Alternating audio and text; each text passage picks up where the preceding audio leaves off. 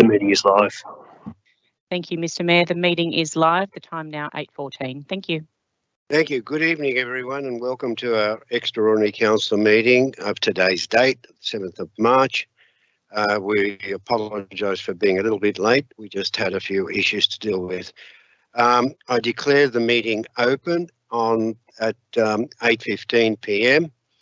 and I will acknowledge our acknowledgement to country is that the council acknowledges the traditional custodians of the land on which this meeting is being held as that of the Bidjigal people of the Eora Nations, their elders. We also acknowledge their elders past and present. I don't believe that there are any apologies. I think we have 15 councillors here. Would that be correct? That's correct, Mr. Mayor. All councillors are online. Now, can I have let's go to the next aspect. The notice of live streaming of the council meeting. Staff and public are reminded that this meeting is being recorded for minute-taking purposes and is also being webcast live on Council's website. This recording will be made available on Council's website. The order of business is as shown in the agenda. The public participation is what we're going to next on the items on the agenda. There are 5 submissions for tonight's meeting. Speaker number 1 and speaker number 3 will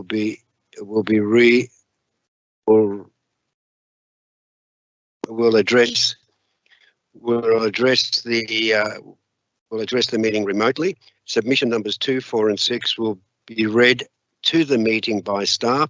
I would remind speakers that speakers have only 3 minutes time limit. The first sound you hear indicates that you have 1 minute remaining. At the second sound, please conclude your comments and round up. Thank you. Now, we'll go to Mr. Mayor, just before we commence the public address part of the meeting, could I ask councillors if anyone has any disclosure to declare? Oh, yes, thank you.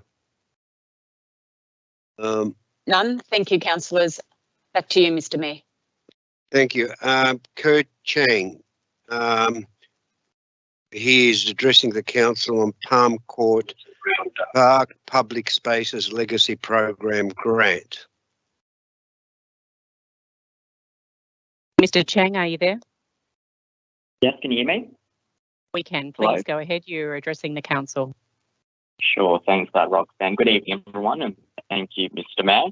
My name's Kurt. I'm currently a 21-year-old uni student, and I've lived in Hurstville my entire life since 2001.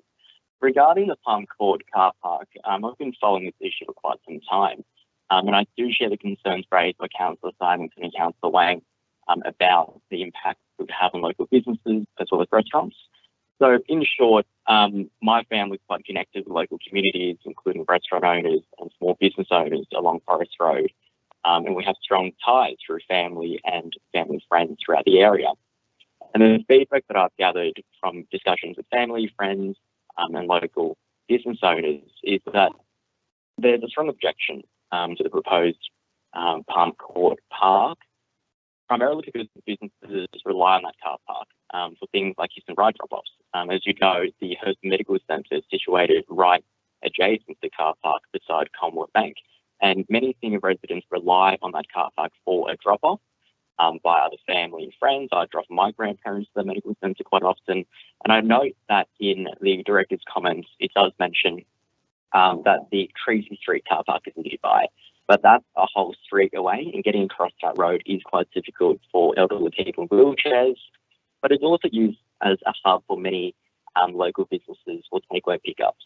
It's a drop-off zone, and although they might not park their car there for a long period of time, many restaurants rely on that car park to drop off takeaway as well as other provision of goods and services.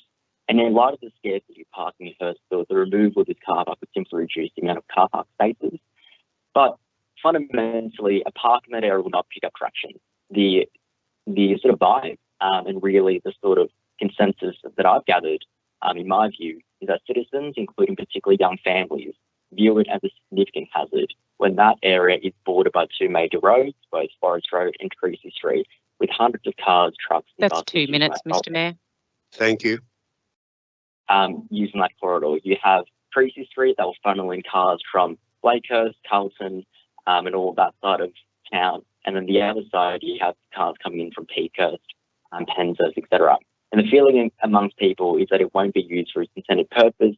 When council trialled its free to shared spaces program and lined the Forest Road corridor with chairs and trees, people simply found it a waste of valuable car space and an area for pedestrian traffic. And therefore, I do share the concerns by both councillors Simonson and Wang about the proposed Palm Court Park. Thank you very much. Thank you, Mr. Chang. Mr Mayor. Yes. Hi, it's Councillor Listening. Symington. I've submitted a non-significant non-pecuniary interest because, as you're probably all aware, Kurt was my running partner in the local government election. So just in the interest of transparency, I popped that in, but I'll still remain in the meeting for everything that's required. Thank you. Thank you. Councillor Can that Simon, be can I recorded, just confirm please? that was a non-significant, non-pecuniary? That's right. Thank you. Okay, that can be recorded. Our next, it's a written submission to be read out by Ms. Thornton, Ali Durham. I think. Thank Yes. you. Thank you, Mr Mayor. Yes, this is on behalf of Ali Durham. Dear Mayor and Councillors, thank you for the opportunity to address Council on this very important matter. I have operated a business in Hurstville for over 20 years, and for the past 20 years, I have waited for the Council to do something about improving Hurstville. Hurstville has been neglected and forgotten by previous councils. Hurstville is old and tired and it needs a change. Council now has a program of revitalisation for Hurstville and to make it a place we can all be proud of and bring people into the centre and support businesses after the impacts of COVID. Business needs more people and more pedestrians to visit Hurstville. I see all the new apartments being built in Hurstville and wonder where is all the space for the families. More public spaces will mean more of those families will want to visit Hurstville more often, and the businesses in Hurstville will benefit from more people spending money in Hurstville. I commend the Council for coming up with a design for Palm Court that provides a wonderful place for people with a net loss of only 10 car parking spaces. I also understand the project is paid for by a government grant, which means the improvements will not be paid for by ratepayers. This is a good news project. Council needs to get on with it. That's the end of that submission, Mr Mayor. Thank you, Ms. Thornton. We can now go on to Mr. Chris Thomas. Again, the same subject. As Mr. Thomas there, I think he's addressing us remotely. Thank you.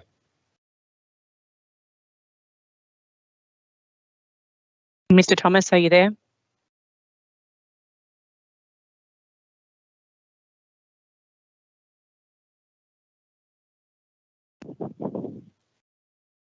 Mr Thomas, are you there? Yes, I am. Please go ahead. You are addressing the council meeting. Good evening. Thank you for letting me speak. Chris Thomas, Thomas Hotels, Meridian Hotel. Just wanted to speak against this proposal. We believe that this proposal will have major impacts on all the businesses surrounding Palm Court, especially as such a heavily used 24/7 car park. Car parking in Hurstville is an issue and is already lacking. If anything, we require more parking. There is a net loss of, as I mentioned earlier, of parking spots, and we believe we definitely need more in Hurstville to encourage business down that way. It is not an appropriate place for a park and a kids' play area. It is a major thoroughfare, and we cannot see kids and parents bringing their children to this area and getting traction down there. We are not opposed to green spaces in Hurstville at all. However, not in this location. It's not an appropriate spot. Removing car park in this location goes even against the late night plan that is proposed for Hurstville. This goes against it by making it far more difficult for people to come into Hurstville, especially parking on Creasy Street to walk into the town centre. Doesn't work. Also, putting parks in town centres like this creates loitering issues at night and people hanging around in the wrong places in a kids' play area. Now, this was deferred last year in March, and council was meant to consult and come back with an alternative plan. And since then, no changes were made to the last plans, and it's exactly the same plan that they brought forward. I found out that the proposal was approved last year in October, which at the last meeting prior to the elections, which flabbergasted us because this was put through and was snuck through and buried in a traffic committee report. This was very misleading as it was not done correctly, and no correspondence was made with any of the businesses that were meant to be consulted on this project. So this went to council without no one even knowing about it. The claim that we were consulted appropriately, the claim that we were consulted appropriately is false, and all the businesses around were not consulted correctly. Mr. Mayor, I have Councillor Elmere calling a point of order. Okay. I didn't hear it. What's the point of order? Mr. Mayor, some of that information that Mr. Thomas had just provided in terms of consultation needs to be corrected. It's not correct what was suggested.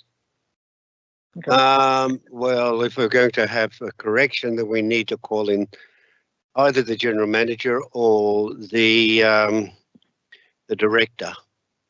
Please. I will ask staff just to pause the timing. Yes. Thank you, Councillor Symington. What was that? I didn't hear it. Just confirming that the timing has been paused to ensure Chris Thomas has his full 3 minutes. We're only up to 2 minutes. Okay. And Mr. Mayor, it's over to you to ask a question of the director, I believe. The director, if the director actually enlighten us on the information that's been presented by Chris Thomas, because Councillor Elmere has indicated that it's not quite correct. Thank you, Mr. Mayor. Just for a matter of clarification, and Mr. Thomas may not be aware of this, but the council resolution which approved the project to proceed was on the 14th of December 2020. So that's not last year, that is the year before. So a whole year before the council elections. And the consequence of the council resolution asking council officers to consider alternative designs was when the council officers investigated options for additional parking and identified the opportunity to provide an additional 12 car parking spaces in Tracy Street by converting the parallel parking to angled parking.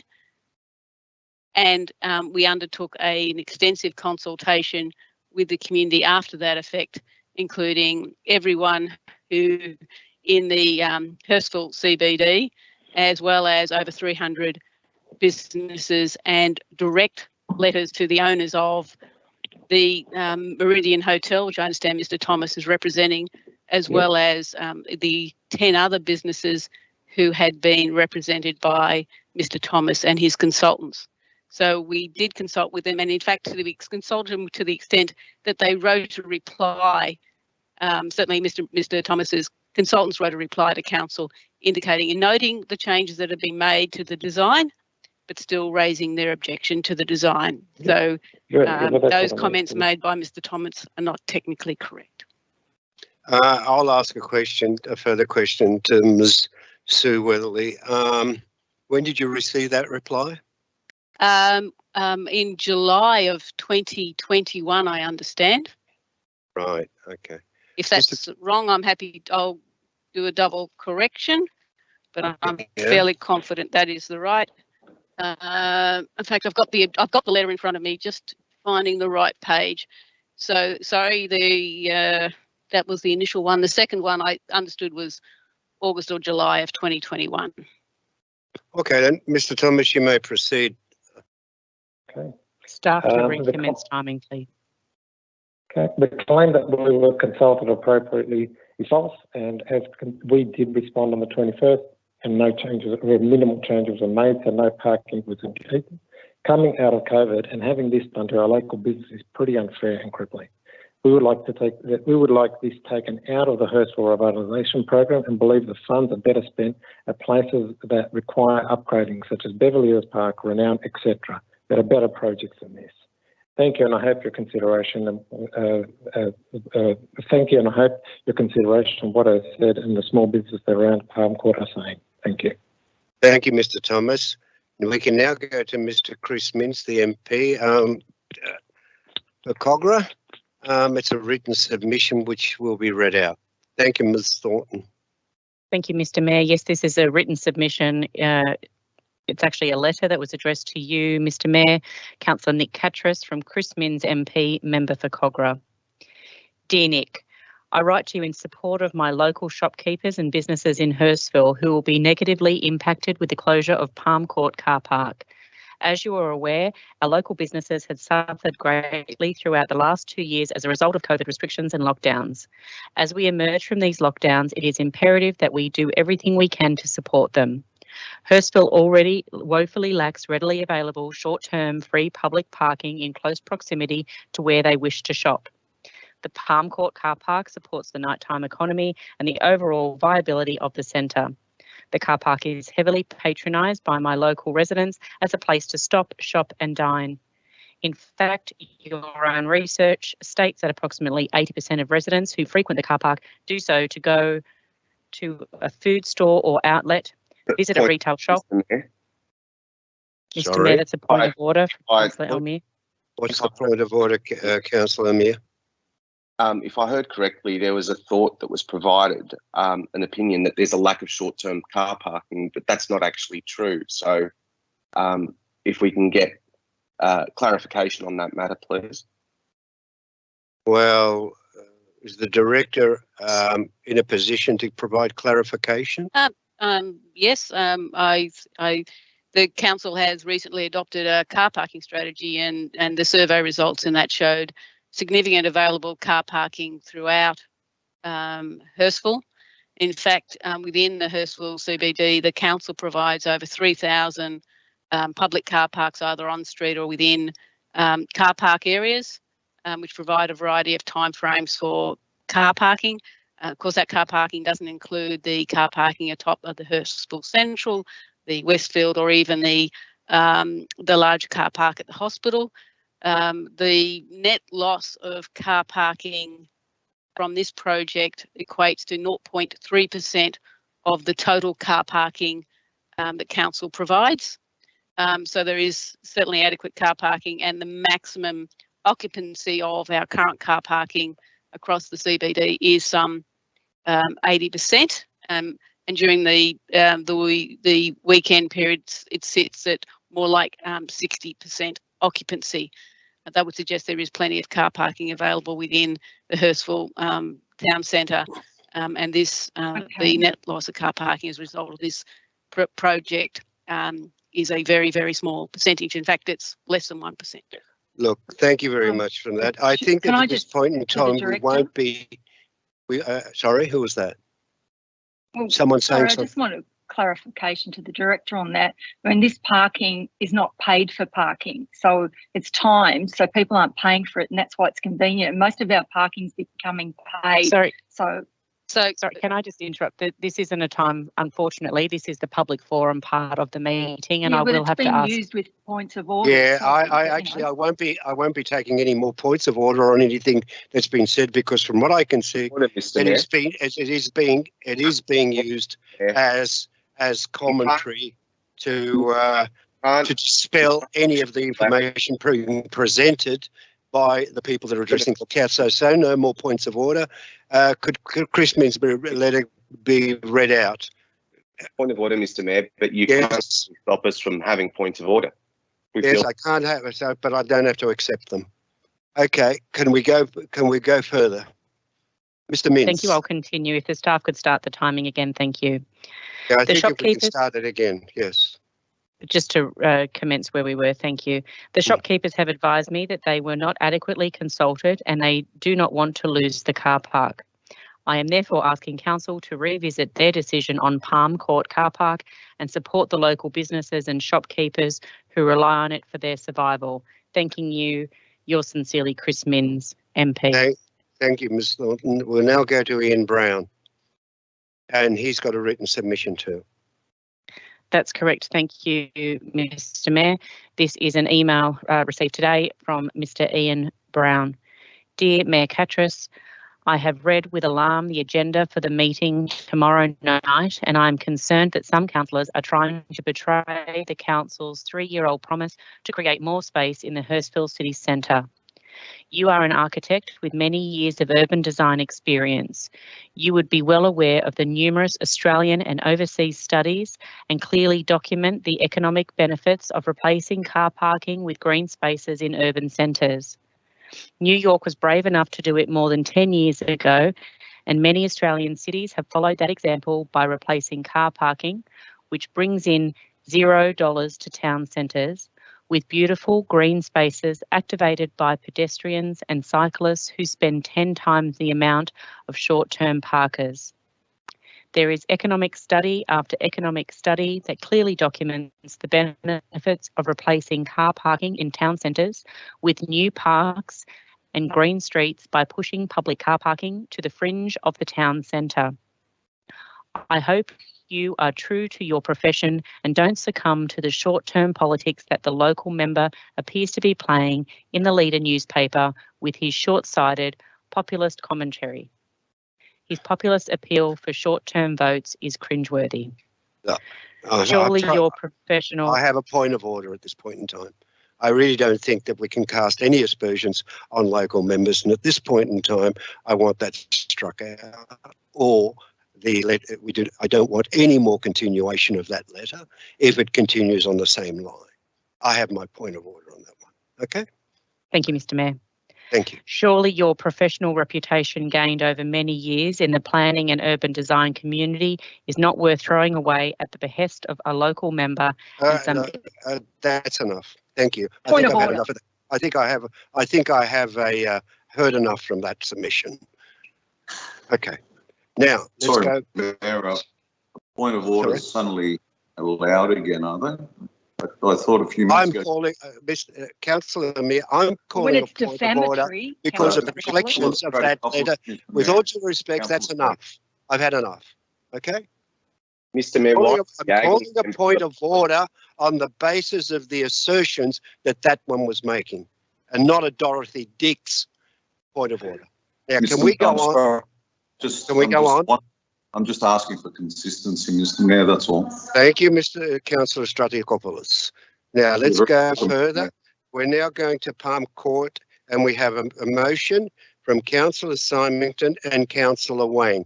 Could Councillor Symington move her, read out her motion, move it, and then speak to it? And then I'll allow Councillor Wang to speak to it if he wants to, and this is the order I'm taking it. And then if anybody's got any further amendments, they can put them afterwards. Thank you. Councillor. Just a question, Mayor. Sorry. Who's providing the question? Councillor Elmere. Yes, thank you. What's your question, Councillor Amir?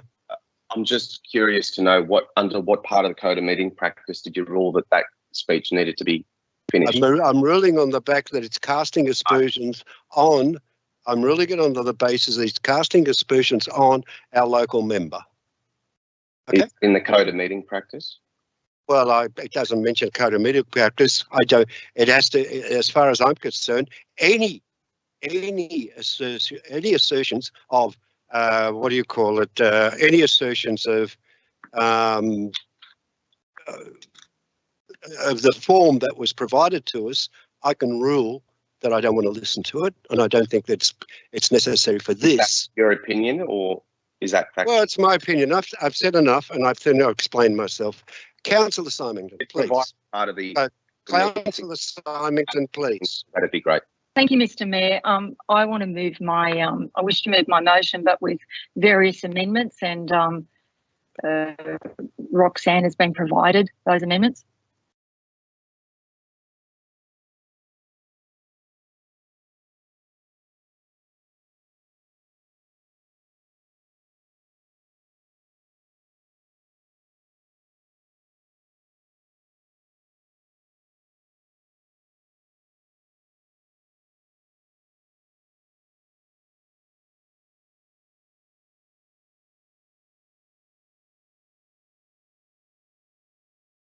It's showing on the screen now for you, Councillor Symington. Okay. I'd also like in point B, after action, in insert including the formalising of any agreements.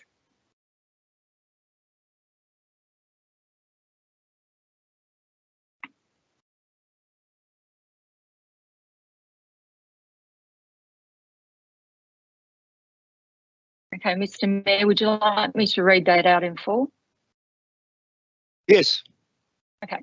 I move that Council discuss the issues raised by a significant number of Forest Road shopkeepers that met with councillors on Wednesday the 2nd of March 2022.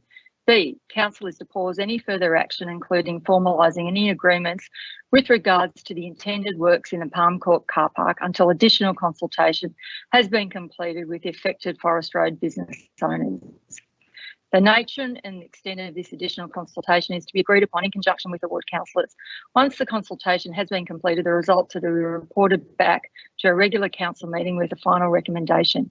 E, council instructs the general manager to seek legal advice on whether it is possible to lawfully terminate all relevant contracts relating to the project and the legal implications of doing so. And this advice is to be submitted to a further meeting of council for consideration.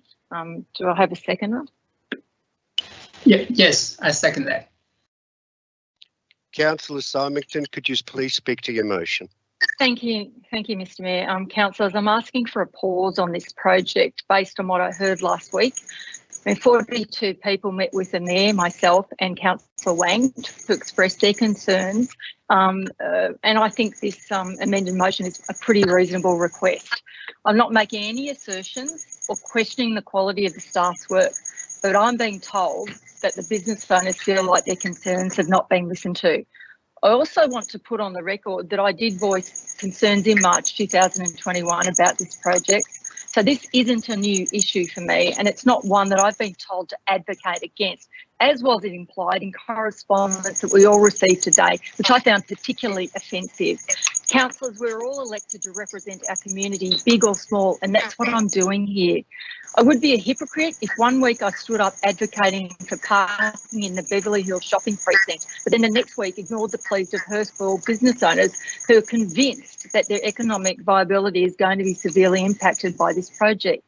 And my commitment to supporting more open green space in Hurstville ward, which has the least amount in the LGA, has also been questioned since I called for this extraordinary meeting. Let me make it abundantly clear, I will always fight for more open green space, but never, I repeat, never at the expense of existing businesses or by unsolicited compulsory acquisition of residents' homes. I believe council support for the Palm Court car park project has always been conditional on meaningful consultation being undertaken with the community. And in tonight's agenda, there's a list of the consultation that has been completed, and it's extensive. However, I will stress again that last Wednesday afternoon, I met with 42 people from businesses who will be directly impacted by the project, who expressed their concerns, fears and anger at council. An array of businesses have raised their concerns, including food, medical, and yes, even a hotel. The car park they see as their mainstay because it currently has 31 spots, which are timed up to an hour, and the turnover is frequent. They usually within a half an hour. Convenience is the major factor for their customers. Councillors, I think we can all relate to that as a customer. Most of us want to get in and get out. Everyone is busy. It has also been relayed to me that business owners rely on the car park for kiss and ride drop-offs, for many senior residents needing medical care, plus a hub for takeaway pickups. Councillors, I did a few quick calculations to demonstrate why the businesses are so concerned. So currently with the 31 spaces, working on conservatively on a 10-hour time span from 8 till 6 p.m, only on weekdays, with a turnover of 2 customers per hour, there would be currently 620 customers using that area per day. Once 9 spots are lost, 12 moved to Tracy Street in paid for less convenient parking, which businesses are assuming will not be used by their current customers. That means 420 customers will be lost, leaving them with 200 customers per day using the 10 spaces left. Businesses have struggled through COVID pandemic, and so they have every right to feel concerned for their future, with changes that affect the buying habits of their customers. Walk in their shoes. I know from personal experience, being a business owner is tough at the best of times. Councillors, I also note that tonight's agenda mentions possible reputational damage to council and that should never ever be taken lightly. However, I see this motion as showing council's strength in being able to recognise that sometimes council needs to stop and pause so as to further consider community concerns. I hope you support my motion. Thank you, Councillor Symington. Councillor Wang, did you want to, as the seconder, want to speak to that motion? Yes, Chairperson. Thank you. So councillors, I support Colin's motion 100%, based on my direct induction and the long-term connection with the local businesses. On the 2nd of March, after attending the on-site meeting organized by Mr. Chris Thomas, the CEO of the hotel group, there were around 30 or more local businesses and community representatives attended the meeting at the Meriton Hotel. They were quite distressed, but managed to articulate their concerns very clearly.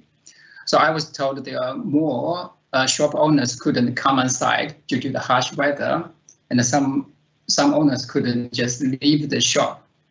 So after the meeting, the hotel manager, Nathan, took me to visit those shop owners and collect their feedback.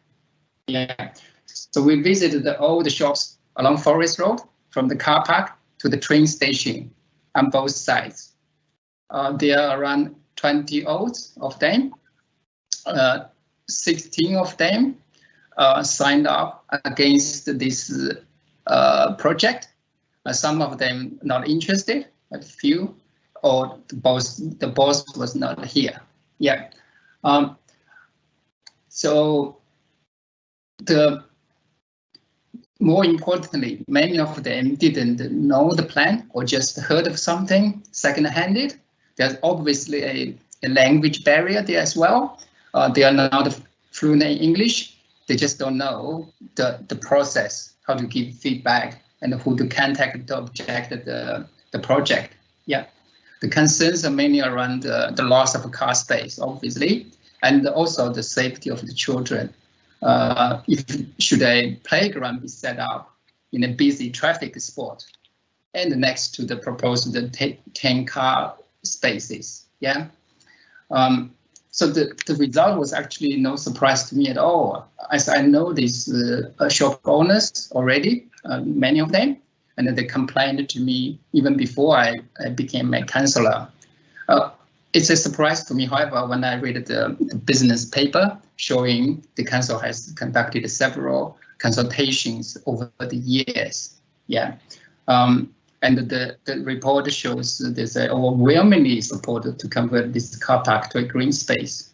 So even this morning, I received an email who was part of this written submission and supporting this project. So there's a huge discrepancy between council's report and the direct feedback I got from the community. So I'm really keen to see further direct community engagement by the council. There's also another email this morning supporting this project, also claiming some corruption and the illegal activity are going on. So I think point of order, Mr. Mayor. I'm not sure that we should be repeating such claims in open council. Yeah, thank you, Councillor Tegg. I think Councillor Wang, I think you better refrain from actually talking about corruption and just continue on the subject matter and withdraw, Mr. Mayor. Okay. And withdraw. Yeah. Yeah. So what I'm saying is this is a hugely contentious issue. There are lots of dispute in the community. So that's all the more reason the council should pause and get a more engagement from the community in a very convincing way. So I hope the councillors can support this motion. Thank you. Thank you, Mr. Wang. Speakers against the motion. I'd like to speak against the motion, please, Mr. Mayor. I've got two quick questions and then I'd like to speak against the motion. Councillor Tegg, proceed. Thank you, Mr. Mayor. My first question through you to the General Manager is how many responses did we get from the public consultation that has been taking place over the last several years? Mr. Mayor, just one moment. I think Councillor Kanjarski is trying to had actually asked to speak before Councillor Tegg and has a microphone issue. I'll just ask the manager OGM if he raised his hand before, Councillor Teague. Well, I'm happy to stand behind Councillor. I'm about to take my turn. Technically, it was Councillor Konjarski. Okay, Councillor Konjarski. Thank you, Councillor Konjarski. Yeah. No, I only had a question. Whether we can hardly hear you, Councillor Konjarski. Yeah, I can't hear him. Councillor Konjarski, you're not talking at all. You've got it on mute. No. You have it on mute. Hello? Councillor Konjarski, are you able just to test your microphone? Because I think even when you are addressing, running it. I'll try and get a new mic. What was that? I think Councillor Konjarski said that he's going to get a new microphone, and perhaps I can take my turn at speaking while he's doing the technical issues. Yes, thank you. Thank you, Councillor Teague. Yes. To the Director, the question that I previously asked on consultation results. Thank you, and through you, Mr Mayor, the consultation for this project has occurred over a number of years. I won't go back over the urban design strategy and the TMAP consultation for that, which also included the closure and conversion of Palm Court to open space. But certainly since the project over the last 2.5 years, we have consulted probably with about 15,000 people in that time and received submissions directly from about 1,000 people, the vast majority of which were supportive of council converting Palm Court to open space. They also provided their advice to council about the form of that open space, with a particular reference to it being a green space as opposed to the sort of hard surfaced plaza that is Hurstville Plaza, so that contrast. That information has fed into the council's consultation. We've had consultation with some of the major landowners and businesses in the area, as well as all the MPs and other key stakeholders as well. So they've all been consulted, and certainly in terms of our numbers, we think we're around about 1,000 people who've directly provided their feedback to council on this project. Thank you, Director. My second question is, I heard Councillor Symington suggest that the car parks that will replace those which are being lost at Palm Court will be paid parking. Having read through the report, my impression is that they will in fact be timed on-street parking. Is that correct? Again, through you, Mr Mayor, that is correct unless the council decides to change its policy about on-street parking. But this is on-street parking, which is will be timed, but won't be metered. So we're replacing like for like. Thank you. Now I'll just like to. I meant the Tracy Street one. That's where I meant. No, the Tracy Street, the additional car parking in Tracy Street is a reconfiguration of the on-street parking from parallel to angled parking, which enables us to increase the amount of parking by 12 spaces in Tracy Street. And that is free. Thank you. So if I might just make my contribution now, Mr Mayor. Look, I'm going to oppose this motion. I appreciate the feedback that Councillor Symington and Councillor Wang have got from their constituents, and I commend them on bringing that to us for consideration. However, upon reviewing all of the materials that I've got so far, as well as the other materials that have been provided confidentially today, I have reached the conclusion that the program in front of us should proceed, and I think it should proceed because, in my view, councillors, if we look at all the big shopping centres, the ones that aren't on council land, look at all the Westfields, whenever they're being upgraded, councillors, they're paying their own money to put in playgrounds. When they did the roof of Hurstville, they put in a playground. 5 years ago, when they renovated Miranda, they put in a playground. Point of order. Sorry, Councillor Tegg. I think just before you proceed, I want to get clarification that this is actually a lawful motion before we even go into debate. If the General Manager wants to make a comment on that. When I moved it, wouldn't that have been brought up then when I moved it? I'm just having a chance to actually read through it now properly, and I just question. I read it out. Councillor Councillor Symington, you've got your hand up there. Did you want to take it off, or if you're not going to be asking any further questions? No, I wanted to ask a question, so I'll leave it on there until we see if this is a lawful motion. Okay. Are you seeking advice from the General Manager on the? Yes, I'm seeking advice from the General Manager in connection with Councillor Elmir's question. Mr. Mayor, I haven't had the opportunity to view it in any detail, and perhaps the General Counsel may wish to provide further advice. The councillors were all provided with advice this afternoon in regards to lawful motions and procurement process, and I think that if this matter needs to be discussed in any detail, perhaps a discussion in closed session, so as to avoid breaching legal privilege may be in order. It's up to you, Mr. Mayor. Thank you, Ms. Connolly. I did read the advice. I did have a look at it. The advice was very clear to me, and I cannot see anywhere in this motion where it's unlawful. So I will be declaring it as lawful for the time being, and if there's an issue with it in the future, someone can deal with it in the future. So I'll declare it as lawful. Unless councillors want to go into a committee of a whole and discuss it further. If you wanted to go into a committee of a whole, I'm happy to discuss it further. No motion to go into a committee of whole. Fair enough.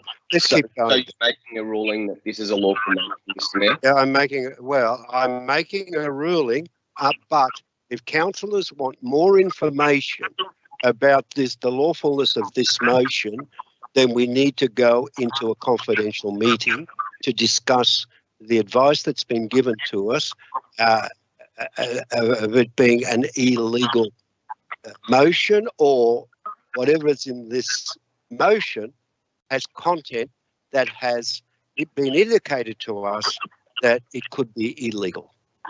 So it's up to you, councillors, if you want to go into a confidential discussion. We'll then turn off the sound, turn off the lights, and go into that. Otherwise, at this point in time, I can't see any illegalities, even though I'm not a solicitor.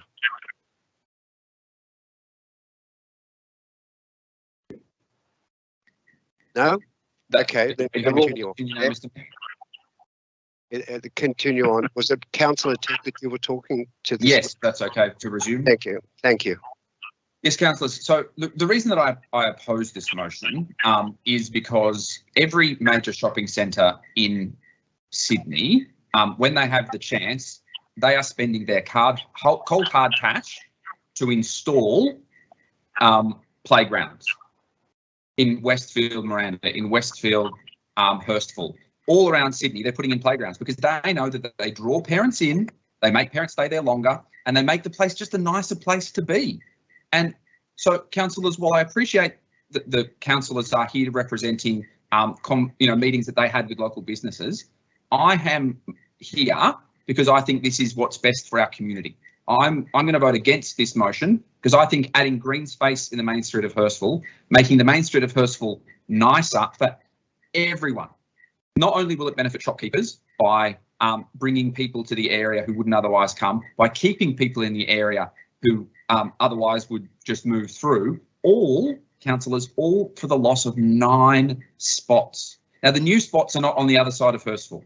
They're not a million miles away. They are 40 metres walk that is entirely connected by pedestrian crossings and signalised crossings, or they're around the outside of where the current parking area is.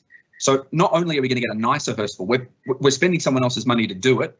We're going to make the area nicer for all of the shopkeepers. We're going to be bringing people into this area from all over, and we're going to be keeping them there for longer so they can spend more money in these shops, right? So we're getting a nicer area. We're spending someone else's money doing it. the shopkeepers, as well as the community, will benefit from it. We'll be addressing some of the woeful undersupply of green space in this area. We're going to have a lovely bookend to Forest Road with a lovely existing council square at one, council line square at one end, with a lovely green square at this end. And we're going to be making the whole place look nicer. And we're not spending $1 of ratepayers' money to do it. So, councillors, it seems incredible to me that we would decide to look at this again. As we've heard, there's been extensive consultation. And I appreciate some of our shopkeepers might feel that they haven't been appropriately consulted, but I think we need councillors to differentiate between consultation being us hearing you, as opposed to us changing what we wanted to do and you getting what you wanted. Now, there are obviously conflicting views in this. We can't be all things to all people, but we have gone out and reached out to our community and asked what they want. And overwhelmingly, what they want is more green space. OK, when you look at this from a safety issue, which has been raised, I looked at that closely. I'm the parent of a 6-year-old, right? As you all know. Now, the play area where the children will be is not right next to Forest Road, right? It's well situated. Our designers and our engineers know what they're doing. OK, so I think this is a well-designed solution. Not only will it make it lovely, it'll help the local businesses, it'll be great for the community, it'll add some much-needed green space, and it'll also make what is an absolutely horrific intersection with people going into and out of Palm Court car park on both sides. So it'll make the traffic flow better. We're losing 9 car spots. We're spending $5 million of someone else's money to make our main street better. And councillors, I don't see why we would want to do anything that might endanger that funding. OK, I don't know. And the people moving this motion, I would, if they do know, they should inform us in the reply, because I would like to know if we're aware what we stand to lose if we decide not to proceed with this car park, what money we'll need to pay back that we've already used to go through the process so far, what contracts we might have signed that don't have exit clauses in them. So I think there are a range of concerns that may materialise just by voting for this motion, not necessarily down the track when we might make another decision about the long-term future of this site. So I think we've done our consultation. I think we've engaged with our community, and I think this is the best outcome that supports local businesses and our community, and that's why I'm supporting. That's why I'm going to oppose the motion. Thank you, Councillor Teck. We've had 2 for. We've had 1 against. Some questions, Mr. Mayor. Yes, Councillor Mayor. Questions. So if excuse me, Mr. Mayor, it's Catherine Lansbury. I've had my hand up for quite some time. I've had a question that perhaps I can go in after Councillor Elmere. Go for it. I didn't realise you had your hand up, Councillor Lansbury. Ms. Thornton, Councillor Lansbury was before Councillor Elmere. Could you please clarify? Mr. Mayor. Mr. Mayor. Yeah. I understand that might be correct. Oh, okay. Councillor Lansbury. I can't see. I'm sorry. I'm sharing my desktop. Yeah, that's okay. Well, I can't see it either. So, Councillor, do you apologise for that? And if you no, that's okay. Normally, I would just jump in, but I thought I'd do put the hand up today. But so I have a question for the General Manager, if that's okay. Yeah. Ms. Connolly, I understand that there would be like a funding agreement with the grant funding providers, but have any contracts actually been signed yet in relation specifically to this particular car park? Mr. Mayor, yes, there is a funding agreement that contains 3 projects. It's not loud enough, Ms. Connolly. Could okay, I think we can barely hear you. Can you hear me now, Mr. Mayor? That's better. Thank you. So, Mr. Mayor, yes, the funding agreement that Councillor Lansbury has asked about has 3 projects within it. Palm Court is one of those. The contractor has been awarded the contract for Palm Court. So that written advice, the preferred tenderer was selected in February, the negotiation concluded and the written offer was made. Thanks, Ms. Collins. So just one more question, just as a point of clarification.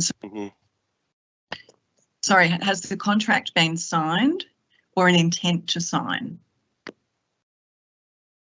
Mr. Mayor, the contract has been awarded and I think it's currently sitting with the contractor for execution, but I would have to take that on notice. It may have been received back in the council building, but I haven't been notified of that. So my understanding is it's with the contractor for execution.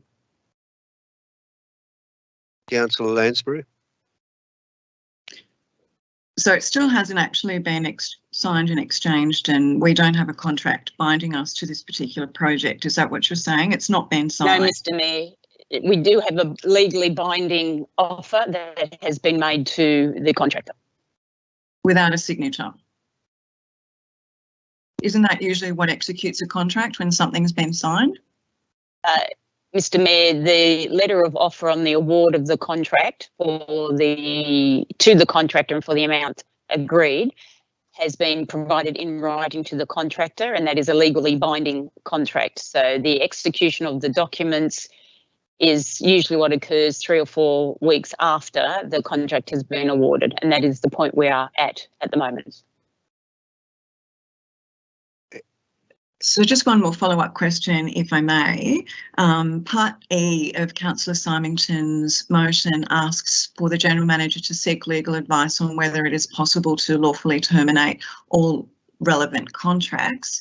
Therefore, Part E would actually, if we were to move this motion in its current form, Part E would actually require you, Ms Connolly, to get legal advice as to how that could be done. Is that correct?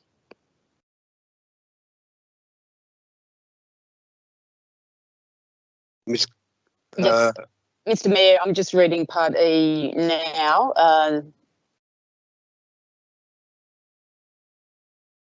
We would need to get further legal advice if council wanted to vary, breach or terminate the contract. So I agree that Part E of the motion is lawful, just reading it on the hop. However, of course, I am not a lawyer. So, but we could certainly seek additional legal advice if the councils wanted to defer this matter and obtain that advice before making a final decision. Thank you. Any further questions? I just have a question. Is it to the General Manager? I think it was Councillor Elmere after Councillor Lansbury. No, Councillor, it was Councillor Green, and then I'll go after that. Councillor Green, well, I'll take it in this order: Councillor Green, Councillor Elmere, then Councillor Borg. Okay, Ms. Thornton, does that sound does that appear the way that you received everything? Mr. Mayor, I take the word of the councillors and your advice on this. I can't see the order of hands up while I'm sharing my desktop on a remote meeting. I apologise. Okay, how about, sorry, what I've got so far. I'm sure we're happy with that, Mr. Mayor, that order in the interim. Okay, all right. Councillor Konjarski on the end. Okay, Councillor Green, did you have a question? Certainly, and I'm happy to wait, so I'm not losing sleep about that. Just want to clarify with a couple of questions. Firstly, through you, Mr. Mayor, to the General Manager, my understanding and recollection is part of the contractual arrangements with the department was actually for a 3-stage project, the first stage of which is the Palm Court car park, and then we were previously briefed on works to be undertaken in the McMahon, in the memorial area of Forest Road, and then further up Forest Road.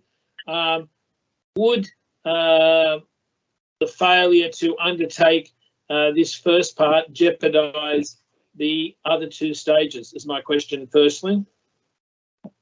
I presume that's to the General Manager, Councillor Green. I said through you to the General Manager or to the Director. I'm comfortable either way. Okay.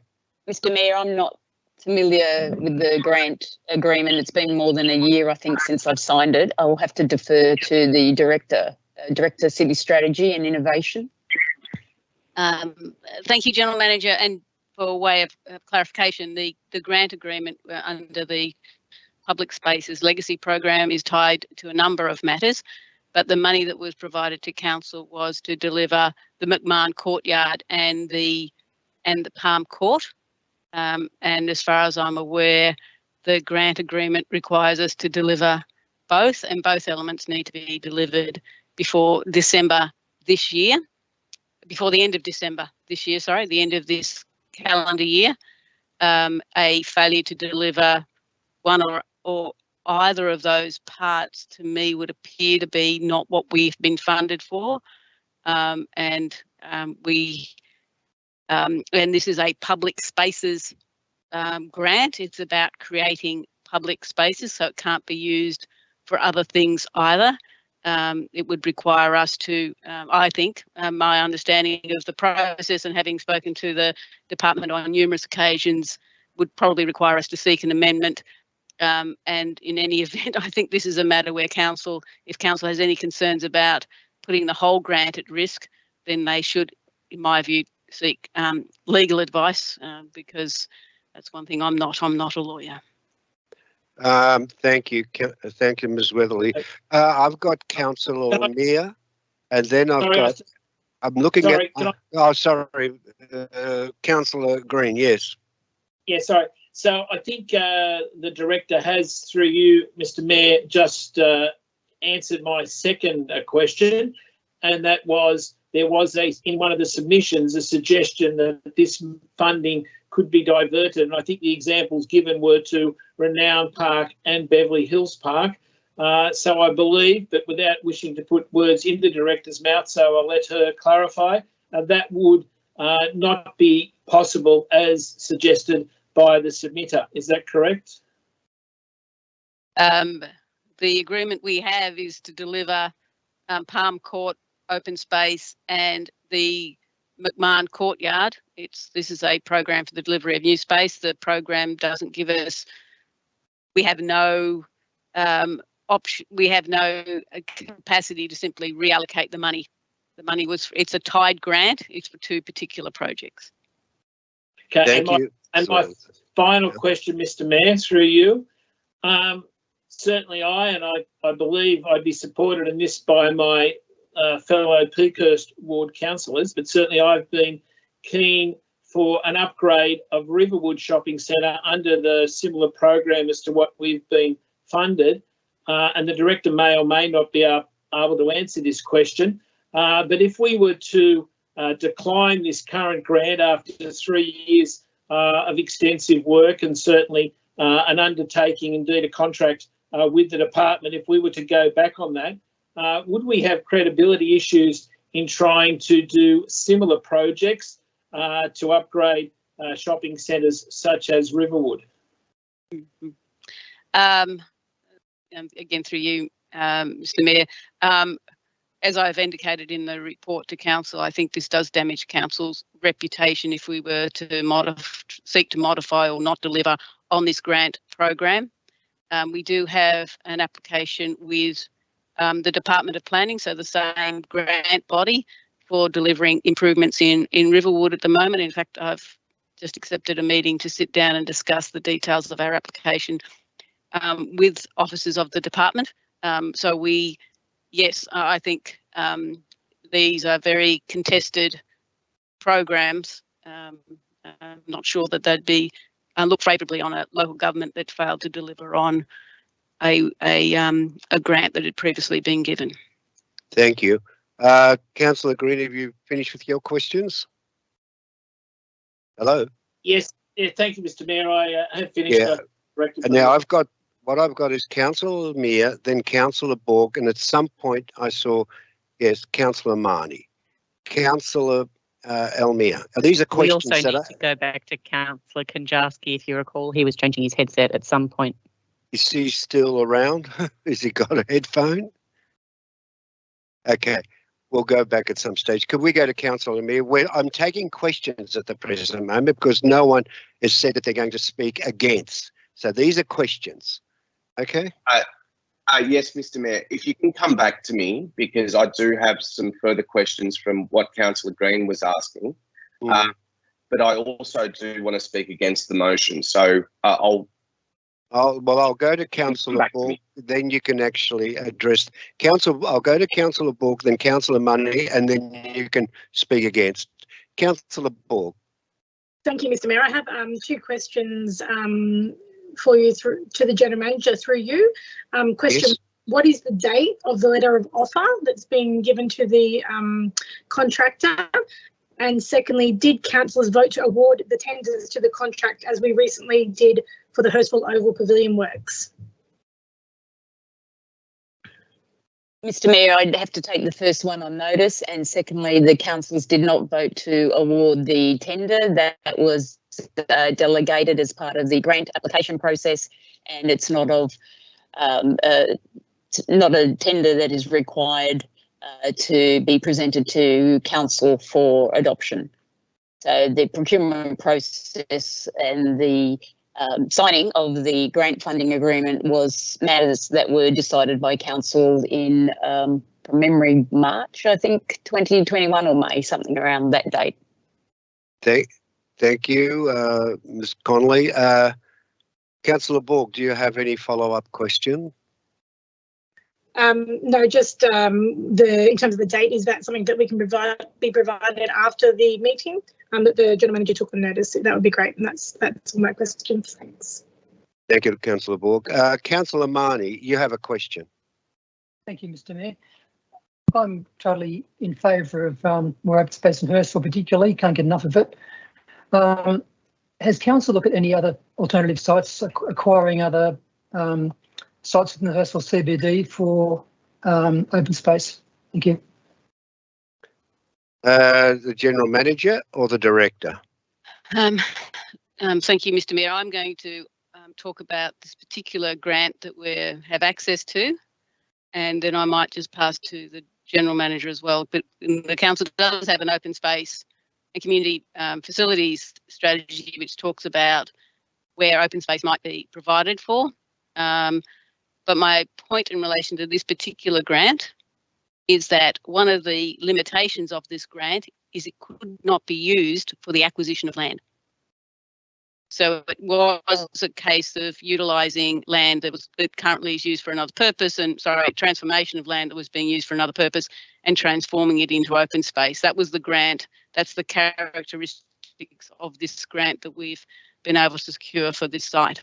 In terms of open space, yes, the council has adopted a strategy for open space across the whole of the LGA. Thank you, Ms. Weatherly. Ms. Conley, did you want to add anything more to that? Only to point councillors to the council's adopted policy position, which is clearly stated in the report that was published last week. Council has the issue in Hurstville CBD as it has in Cogra CBD, which is a highly dense urban area that is lacking in open space. I think councils are all aware that all of the growth that is occurring in the city at the moment is mostly concentrated in our town centres, being Hurstville and Cogra North. Council has proactively sought to solve that lack of open space by retrofitting, if I can use that word, retrofitting our urban spaces and our public domain through the creation of new green streets, new public open spaces, etc., Councillor Marnie. So both the Cogra North urban design strategy clearly tries to retrofit streets in the area and identify new opportunities to create new parklets. Similarly, the Hurstville City Centre Urban Design Strategy, the Hurstville Place Strategy, which were both adopted unanimously by Council in 2018 and 2019, and the Hurstville Revitalisation Project in 2020, all take a similar approach. They all seek to squeeze new open space out of hard spaces in the city centre and convert parking, short-term parking areas or parts of the footpath into new opportunities for open space. So it's a consistent strategy that the council has adopted for both of its CBD areas because they are the ones that are subject to the most pressure by growing populations and an ever-increasing demand by residents for accessible and high-quality open space in close proximity to where they live. So it is a consistent theme amongst council to try and retrofit these spaces. I think the other thing that the director said was that this is not unique to Georges River. It is a worldwide trend that has been happening for more than a decade. Georges River, of course, is I could say slow to pick up on this urbanism, but nevertheless it is common amongst Australian cities at the moment, and certainly it forms a big part of the New South Wales government's COVID recovery strategy, which is to activate town centres and bring in residents who will stay and drink coffee, have a picnic, shop, etc., for certainly extended periods of time, and obviously spend their dollars in town centres. So it's just part of a much broader domestic and international trend that the council is following. Thank you, Mr. Mayor. Thank you. Thank you.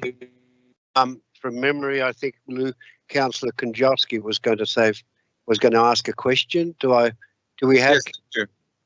We do. Okay, Councillor Konjowski, would you like to ask a question? I do, yes. So my question, I've got a couple of questions. Firstly is the meeting on the 2nd of March, were any residential ratepayers invited to that meeting? Because I understand there was a survey of the residents at the towers on Tracy Street, and there was overwhelming support for extra green space in Hurstville, particularly in the Palm Court car park area. So were any residential ratepayers invited to the meeting on the 2nd of March? Through you, Mr. Mayor, in terms of, I think we're referring to the meeting that was held last week, which was organised. I'm not sure who actually organised it. We weren't aware of it until we read it in the paper the next day. So I'm sorry, I'm sorry, not in a position to properly comment. However, from the council consultation. Yeah, sorry, Director. I can. Question wasn't directed to you. It was directed to the organisers of that meeting. I didn't ask for their identification. Thank you. Okay. Sorry, I missed that comment. I didn't look at their identification. I took it in good faith, Councillor Konjowski. Thank you. Any other question, Councillor Konjowski? Yes, I do. You indicated that the Chamber of Commerce doesn't support the project, and my question is, when did they change their minds? When did they change from supporting this project to rejecting this project? I think I'll be able to answer that, Mr. Mayor. Yeah. So we engaged extensively with the Chamber of Commerce through the development of this project and offered to brief their members directly to ensure that there was good engagement with the business community. The Chamber didn't want us to brief their members and asked only that we consult with the executive, the 4 members of the executive. And in September of 2020, we received a wholehearted letter of support from the Chamber following a distribution of a series of extensive images of the proposed car park at that stage of the proposed park at Palm Court. At that stage, Palm Court only retained the 10 spaces on the edge and wasn't including the spaces in Tracy Street. We also received a letter of support from separately from one of the other members of the executive of the Chamber, and then the Chamber changed its view in I think it was August of 2021. We received a letter from the Chamber, and there was an article in the Leader newspaper indicating that they no longer supported the project. Thank you, Ms. Weatherly. Mr. Konjowski, Councillor Konjowski, do you have any further questions? Yeah, I would like to know if anybody knows how many members of the Chamber are actually from Georges River. I don't know who can answer that question at this point in time. I think we've, well, if I may, I'll offer a suggestion, Mr. Mayor. We've attempted a number of times to obtain the membership list of the Chamber as part of their previous agreement with Council for funding. They provided their annual financial statements. this indicate, and in those statements is the income generated from membership.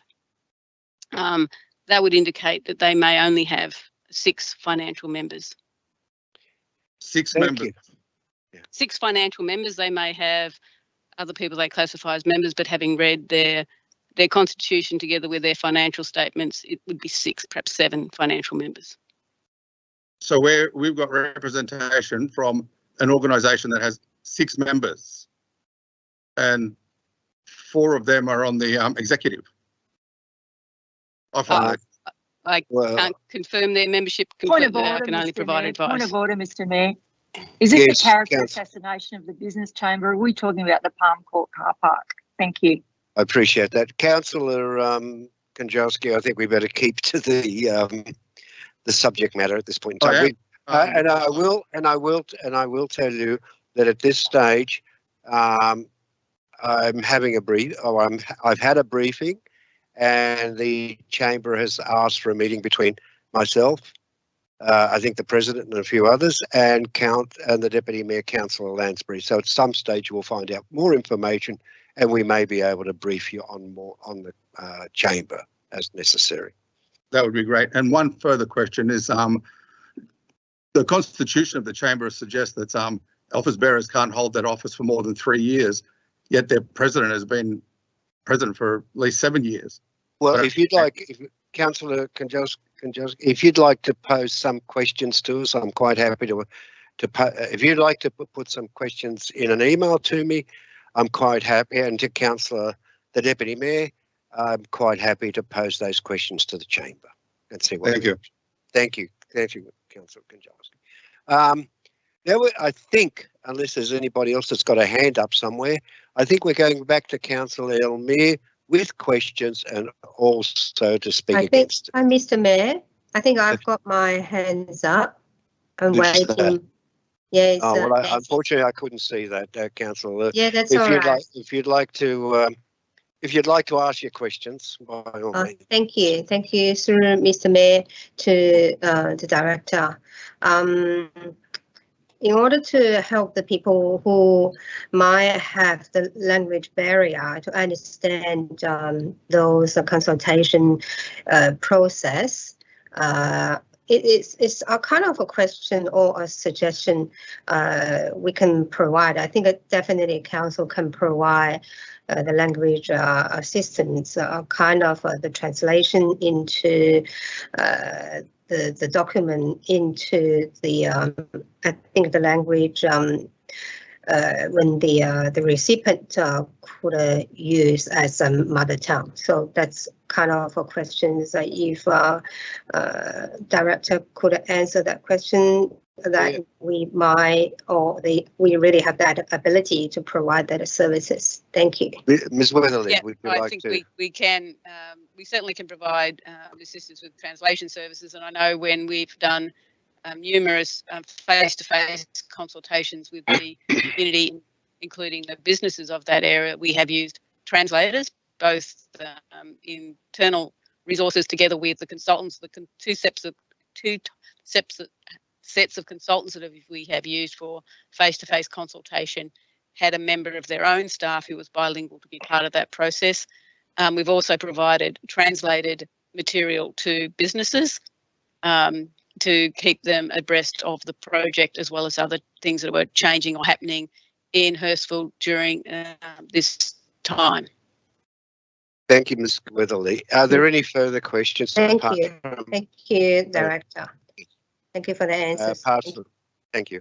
Apart from Councillor Elmire, but no further questions, I'll go to Councillor Elmire with questions and to speak against the proposal. Thank you, Councillor Elmire. Mr. Mayor, a couple of questions. Through you, Mr. Mayor, what consultation number would this be asking for, this motion now? To the director or whoever? Okay. Based just on this project and not including the TMAP, the car parking study, or the urban design strategy, this would be 1, 2, 3, 4, 5, 6, 7, 8, 9. Probably then we've already had about 9 by the look at the list, and some of those were in different parts. Right. So this is effectively asking for the 10th consultation, almost, this motion. Well, one more than 9 would be 10, yeah. So Yeah, I think that's right, yeah. Okay. Ms. Weatherly, are there guidelines for the nature and extent for which consultation needs to be done? The council has its own engagement strategy and policy, which talks about the nature of engagement and how it should be done. We've also had to adapt our procedures through COVID, of course, to allow for far more online.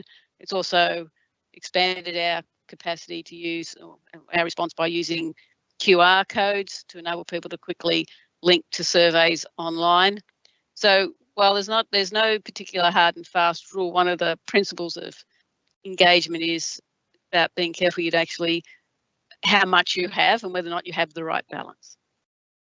Right. So in terms of scope, reach, time, generally there are guidelines for what consultation generally encompasses, correct?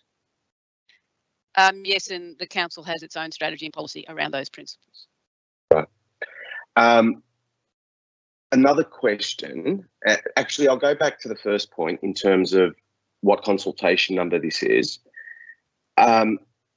Ms. Weatherly, if you can just give me a ballpark figure as to how much it generally costs to do a consultation of the general public or the community?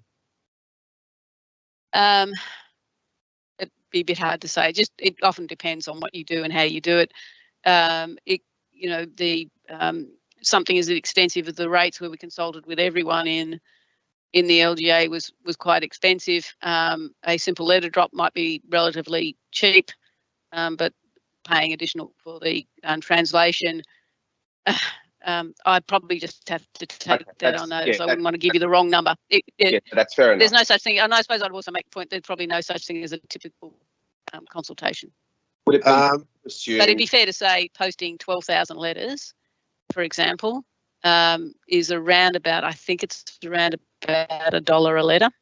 So that just gives you a bit of an indication of the cost. Can I just clarify something? In Part B, it says with the affected Forest Road business owners, not 12,000 people. Thank you. Sorry, I'll just, maybe you can clarify after.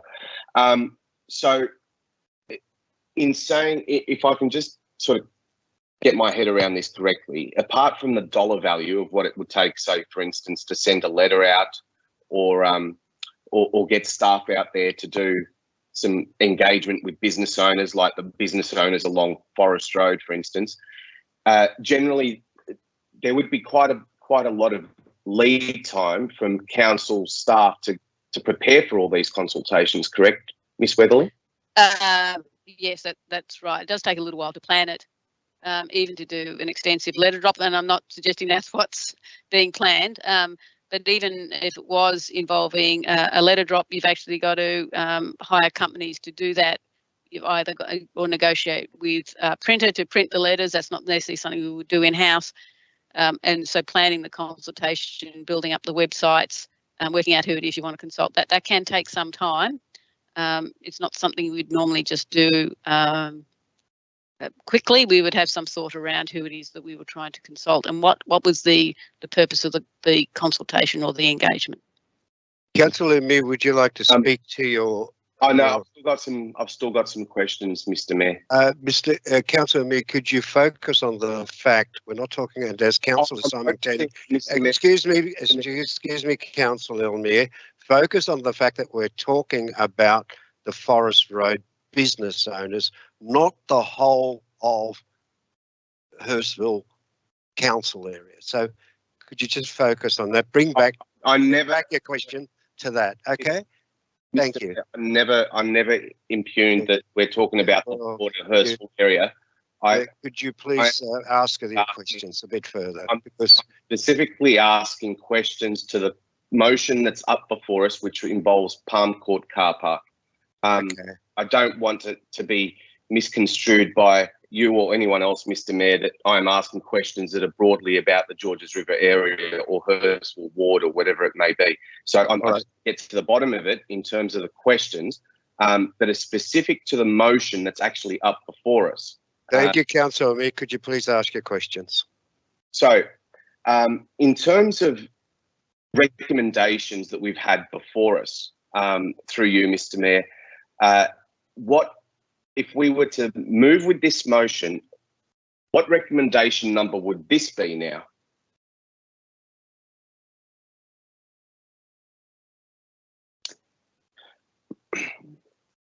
To anyone? Well, I think we could take that one on notice.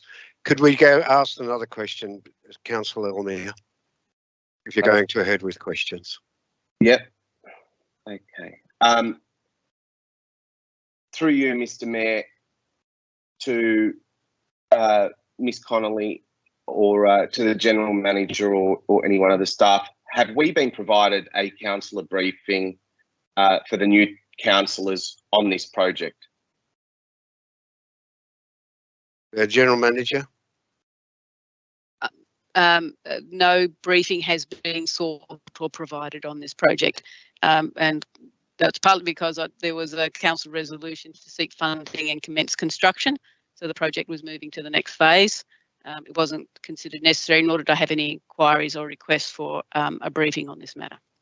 Okay. So the next question would be, so this would be adopted council policy, is that correct?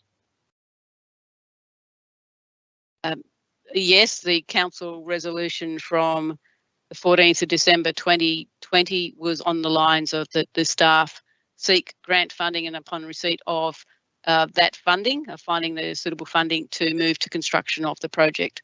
So there's multiple council resolutions and policy positions, and in my report, at the beginning of that report, I've listed the number of council adopted policies and strategies which specifically refer to the Palm Court open space, the transformation of Palm Court from a car park to a vibrant open space in Hurstville, and it goes across a number of different projects as policies you can see there, including traffic, parking, urban design, future visualisation, and a place strategy as well. Okay, Councillor Mayor, do you still have questions? Sorry, just one last question, I think.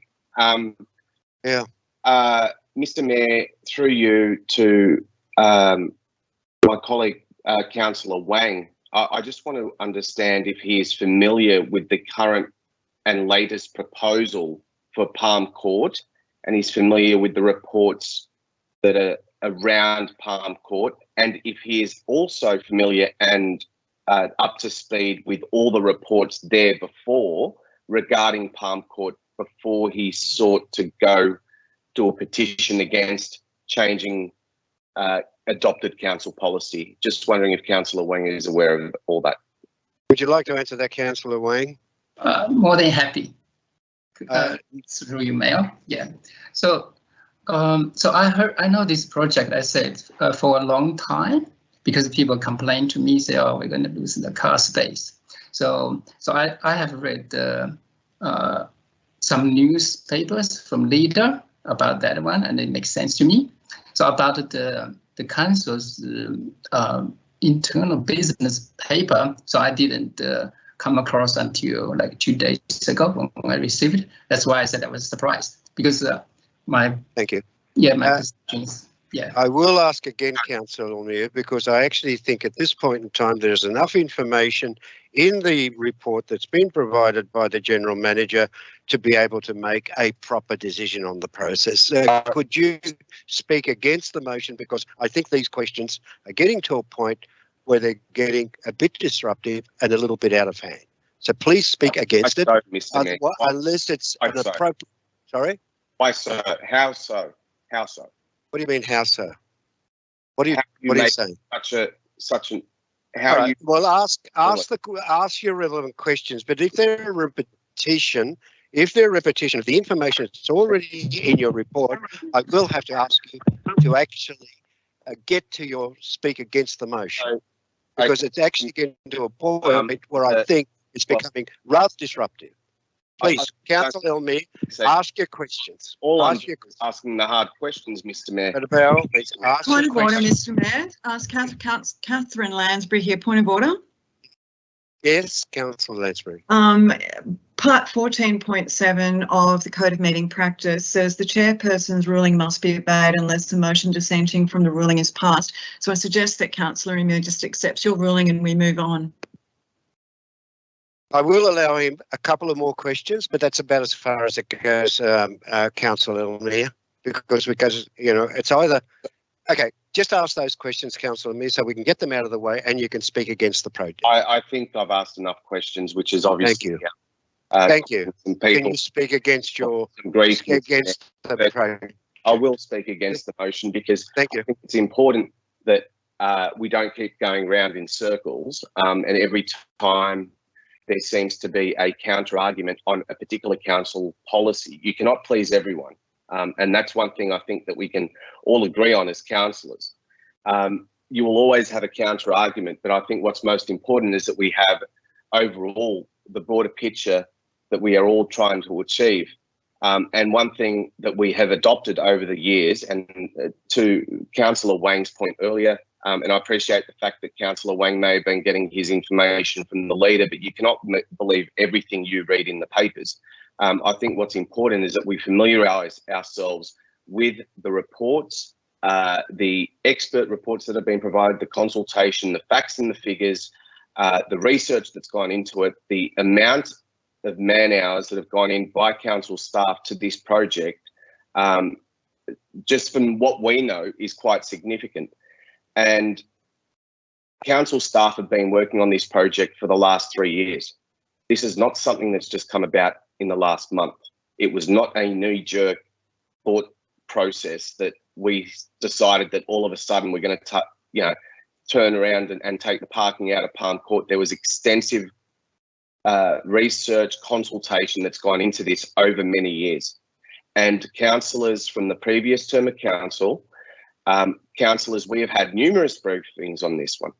We have had numerous briefings. We have provided through those briefings feedback to council officers as to what we would like to see. And part of that process from the last briefing that I believed we had, or one of the last ones that we had, before council officers went back out to the community and asked for their opinion and thoughts and the redesign of the project, is that we asked that we can try and limit the amount of net losses of parking. And council officers were able to turn that around, reconfigure some areas as the director, Miss Weatherly, indicated to us earlier, and get an overall net loss of 10 parking spots. We spoke about the importance of having drop-off zones for businesses, such as loading zones and disability parking. And the council officers turned around, redesigned, or got the experts, to redesign and provide those parking spots in that area. So the disabled are probably more accommodated for now in this proposal than what they are currently with the Palm Court proposal. Loading zones are provided for now more so than what the current Palm Court parking provides for at the moment. Councillors, that's what the proposal is. Now, that's what the physical aspect of it is.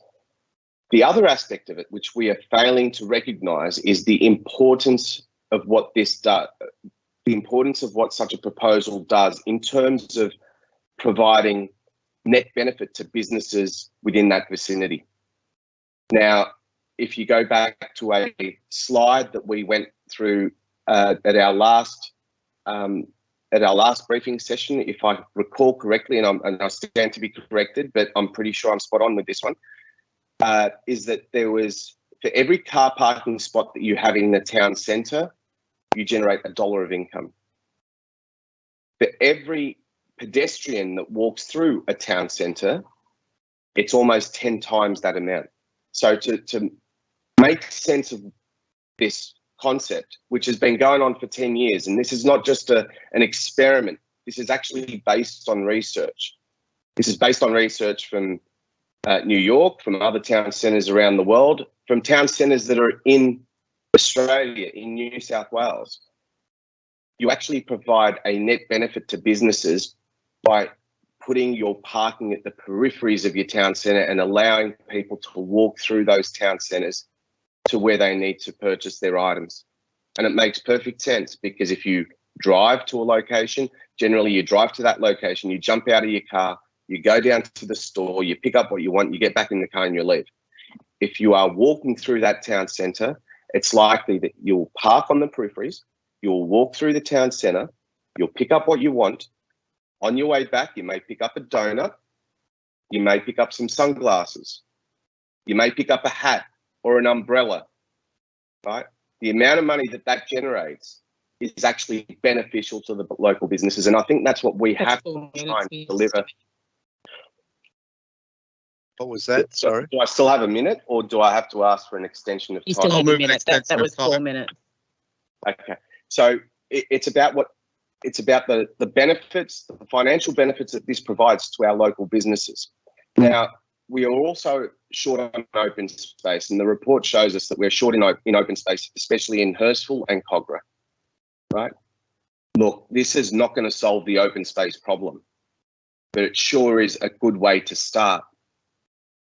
And I think this is also important because not only are there businesses there, right, tenants, but there are also residents, right, and ratepayers there. And those residents and those ratepayers that may be in that local area, right, need to see something improve in that Hurstville Business District, because it has been laying dormant, not moving for the last 20 years. Councillors, we have a real opportunity to get on with the job, as a previous submitter had indicated to us. Get on with the job, provide this to our local area, beautify our local area.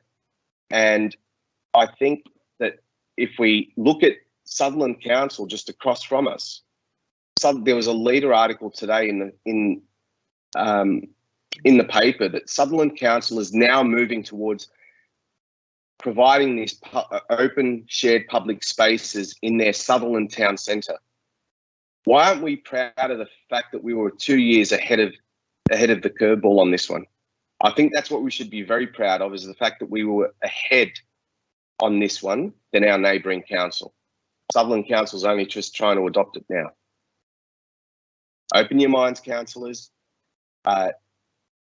Be a bit ambitious, right? And I think we can achieve some great things, but this is going to take some leadership. And I think if we are just here to try and talk about everything that's wrong, we're not really thinking of what opportunities lay over the horizon. I'll leave it at that. Thank you, Mr. Mayor, I think I'll leave it at that and ask Councillor Symington if she wants to write a reply. Then I'll put. Yeah, I do want to write a reply, but seeing as there have been multiple questions, I just want to ask one of the director before I go into my reply. When Councillor Mayor spoke, talking against, he inferred that the business, the affected businesses had input into that second design. Did they have input into that second design, or was the design just given to them after the fact, to the director? Thank you, Ms. Weatherly. My recollection of the process was that the businesses asked the council to consider retaining as much parking as possible, and so we came up with a design and then shared those designs with the in particular the businesses that had raised the concern, which was the Meridian Hotel and the 10 businesses that were directly represented by the Meridian Hotel. Okay, so the answer is no, they didn't have any direct involvement. Okay, so in reply, I want to thank Councillors Wang, Teague and Almere. I appreciate we all have differing opinions. I think this is a reasonable motion. It's asking for a pause, and I'd just like to say I'm very proud that I listen. It's still March. December is 9 months away. And in answer to Councillor Tegg's question, that's why I added Part E. So I put my motion and let's all vote. Thank you. I noticed that Councillor Wang has got his hand up. Unfortunately, Councillor Wang, it's as the standing situation is that once the mover has actually had her right of reply, I can't take any more questions or comments. That's fine. What about an amendment, Mr. Mayor? Sorry? What about an amendment? It's just a small one, and you may actually agree with it. Well, I don't know if I'll take an amendment. It's only to include. It's on my reply. I don't think I won't take any amendment. I'll leave it at that, and I'm putting the motion. So could Ms. Thornton, can you go around the table? Mr. Mayor, just a point of clarity, you can actually raise an amendment at any time, but that's for your decision. I'll consider the amendment. Let me know what your amendment is, and then I'll see if I reject it. Just hear me. Yeah, okay. Well, it's just to include cost in point E. So council instructs the general manager to seek legal advice on whether it is possible to lawfully terminate all relevant contracts relating to the project and the legal implications of doing so, and legal and cost implications of doing so. Councillor Symington, will you accept that amendment? And if you don't, I'll just put it. Yeah, that's reasonable. That's fine. All right. Okay, so it's accepted, and we'll go, and that becomes part of the motion. Now, would you like me to take? Can you go? Yes, just go across around the table, please. Thank you, Mr. Mayor. I'll ask for your vote first, please. For. Councillor Borg. For the motion. Councillor Elmere. Sorry, I'm still against because of points raised earlier. Councillor Green. Against. Councillor Jamieson. For the motion. Councillor Konchowski. I'm against the motion. Councillor Lansbury. For. Councillor Liu. Against. Councillor Marnie. For. Councillor Mort. For the motion. Councillor Smerdley. Against. Councillor Stratokopoulos. Against. Councillor Symington. For. Councillor Tegg. Against. And Councillor Wang. For the motion. That's 8 votes for. And I declare the motion won. Okay, so sorry, carried. The motion's carried. Yeah. Excuse me, Councillor Marnie, you have something to say? Yeah, thank you. I've got an urgency motion actually. I'll just send it through to Roxanne, yourself, and the general manager, if that's all right. It's to do with Glen Lee. Yep. Do you like me to start reading it or? No. What I want you is for you to convince me why it's urgent. Okay, it's urgent because, as I think we all appreciate, Glen Lee is a pretty unique place, environmentally, culturally, and historically. We really need to get this into public hands for current and future generations. I think councillors all know the story there, so I won't repeat it. But at the moment, it's up for sale, closing through Colliers International. Closing date is 31st of March. And my motion basically seeks the state and federal government or federal government to contribute funds to buy the property. So no council funds. Yep. I just interrupt you. So what you're thinking is that there is a possibility that the Honourable Mark Curran and the Honourable David, David Coleman, will possibly take out their checkbook and do something before the 31st of March. I think it's think it's worth asking the question. Okay, well. Sorry, can I just clarify something, Mr. Mayor? Yes, please do. Yeah. Didn't we pass a motion earlier this year writing to both those members asking for their financial support? So wouldn't this be not urgent because it's superfluous? We've already completed that task.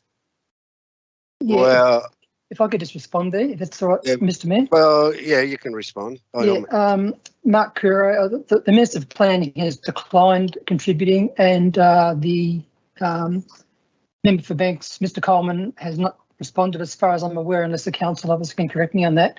So they haven't actually come forward with any funding.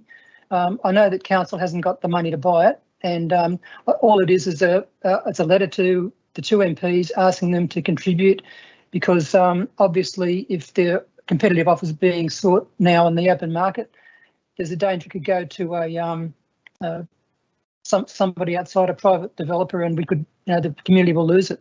So in fact, if we I'm thinking about this because I don't know how much of a possibility there is in both those members doing Mayor, it. if I could assist. Sorry? If I could assist, Mr. Mayor. Who's that? Is that the general manager? It's the General Manager, Mr. Mayor. Yeah. Council already has a resolution to write to both of those members. I'm happy, rather than doing an urgency motion, I'm happy just to write yet again on behalf of Council and the Mayor to both of those local members again. We already have a standing resolution that permits me to do so. So I'm happy to fire off some quick letters again, given the urgency of the matter and knowing that the matter is still in court and there are expressions of interest out at the moment. So I don't think we require a council resolution, Mr. Mayor. I think our existing resolution already enables me to do this. So if the councillors are happy, I'm happy to immediately write to those two members again. When would you find time? Yeah, would you find time to do that, Ms. Connolly? Mr. Mayor, we would just base our request on council's previous request. I think it was Councillor Symington who moved the original motion to write to the two local MPs. From memory, I think it was around June or July last year, perhaps a bit later. But we would base our current request on that original letter, and also note that the court matter is still ongoing. So the urgency is perhaps even greater now, because we do have hearing dates set, Mr. Mayor. Well, could you possibly circulate that letter, Ms. Connolly, to all the councillors that you send out to the Honourable Mark Cure and the Honourable David Coleman once it's done? So Certainly, Mr. Mayor, we'll place it on the councillor hub. Yeah. Councillor Marnie, are you happy with that? As you know, I'm a bit new at this. I just want council to understand that, again, it's a unique opportunity, and I appreciate the General Manager writing to both MPs again, and if we can just sort of stress anyway, both MPs know what we need it for, but for the future and for current generations, possibly, can I ask if any other council wants to speak on this? Is that in order? Look, the only thing that needs to... Mr. Mayor. Sorry, Mr. Mayor, could I just request some clarification from council? I'm happy to write those letters, assuming the council, there is a standing delegation from the General Manager to apply for grant funds for any applicable grant program. So I'm assuming that the council would also be happy if we continue to apply for any available grant funding that may arise in relation to the purchase of open space. Well, maybe we should actually... Yeah. Sorry, someone's talking. I'm not sure who it is. It's Jamieson, sorry. It's Councillor Jamieson. Yes, Councillor Jamieson, yes. Back a fair bit ago, a time ago, we did, wasn't there a report requested for where the funding was going to come from? Do we have that report? Because that probably answered the question, or hasn't it been completed yet? Because this would be a good time to sort of use I don't know. Mr. Mayor, the timing of that report was answered in a question with notice in the last business paper. Well, could I just let's tidy this up. I think what we should do, Councillor Marnie, if you're happy with it, is that the General Manager proceed to under the current delegation to write to both those parliamentarians. I think that would cover it, Councillor Marnie, if you're happy with that. I can't hear you. You're actually got a... In that case, thank you, yes. Okay, so basically what we're saying is that the General Manager is to proceed under the current delegations to write as a matter of urgency, or to write to both those members of Parliament and indicate that it's